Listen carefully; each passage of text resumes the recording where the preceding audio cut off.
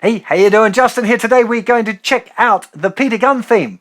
It's a really awesome beginner riff. It's kind of like a finger exercise at the same time and a picking exercise, and it's a cool riff. Some of you might know it as the Blues Brothers theme song as well. Very, very popular little ditty, this one, and it's loads of stuff good to learn in it. So let me play it for you first of all. It looks like this.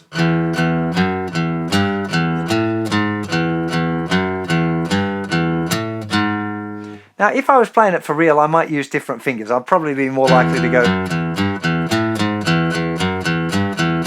and just use fingers 1, 2 and 3 because they're a lot stronger. But as a beginner, we haven't got into using our little finger yet, so I want you to have a go at using the fingers 1 per fret. So first finger's going to play all the notes in the 2nd fret, second finger's going to play all the notes in the 3rd fret, third finger's going to play all the notes in the 4th fret, and little finger's going to play all the notes in the 5th fret. Okay? Now the pattern is going to be open, open, 2, open, 3, open, 5th fret, 4th fret. Okay, I was talking fret numbers there.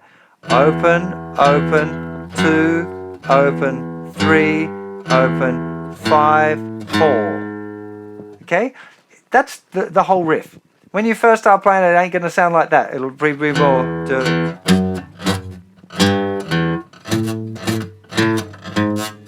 You know, it's really difficult for me to deliberately do it wrong right-handed, but if you want to watch me do it left-handed, there's the videos over on the website, the Knit Sudge series, where you can watch me fumble my way through this tune.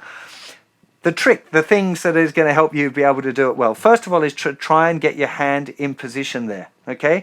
Now, some of you are going to find it really difficult to keep your fingers spread out enough like that. You're going to find it will be a bit like this. Try and use the right fingers, even if you have to go here and move. Here, you might end up moving a little bit like that. It's not ideal. You want to try to get the fingers spread out if you can. So just as a little starting point, first finger, 2nd fret. It's all on the thicker string, by the way. 2nd finger in the 3rd fret, 3rd finger in the 4th fret, little finger in the 5th fret. See if you can get your fingers to just sit there. You might already find that's like, hey man, that's super difficult for me, I can't do it. It's okay. Practice it through the week, you'll get better and better at it. Even if you can't do it right now, you might not be able to do it in a week or 2 weeks, but you'll be better at doing it if you try. Okay, and there's, like I said, there's a whole heap of things going on here. It's not just about playing the riff. Okay, this is a great finger exercise to be going using all 4 fingers. You're getting some little finger action. You're getting used to, with your pick hand, playing the same string over and over again, because it's literally all downs. 1 and 2 and 3 and 4 and would be the count for those of you who understand rhythm. It's called even 8th notes. 1 and 2 and 3 and 4 and... Okay, so getting used to the pick being consistent is going to be a big part of the exercise. Getting used to using all of the different fingers.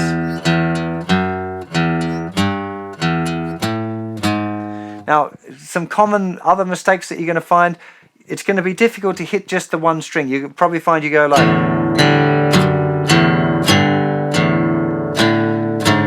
And that's okay. Just be forgiving of yourself again. Later on, you'll be able to control the pick better to just play one note. One thing you might find is if you let your first finger kind of rest on the strings a little bit.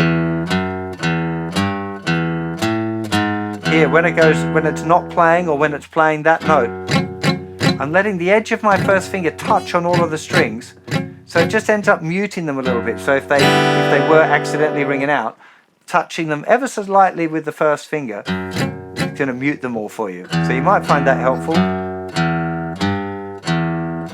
Don't worry about trying to do it fast if you're going like this.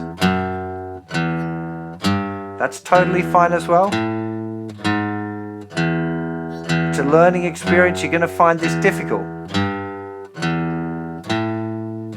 The idea with me giving you these riffs is to give you kind of nice, recognizable, fun things to do on the guitar, but they're also exercises. Everyone's got something about it that I want you to learn.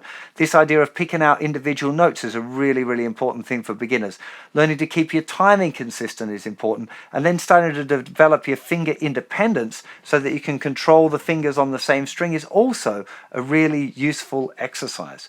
So it's not just about the riff, but it's a lot of fun.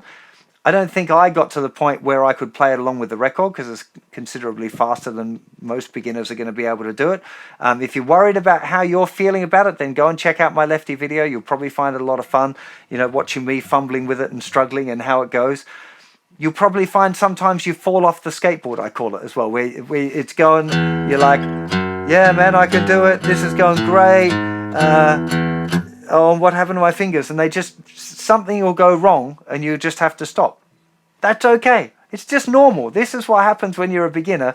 Don't stress about it. Don't be all like, oh, I can't do it. I'm never going to be able to do it. I'm hopeless at guitar. That's completely the wrong place to put your head. You just want to be like, yeah, can't do that yet. I'm struggling with it a little bit. That's okay. I'm just going to keep practicing it. Okay? That's the ideal thing for this little riff. I'm sure you're going to have a lot of fun playing it.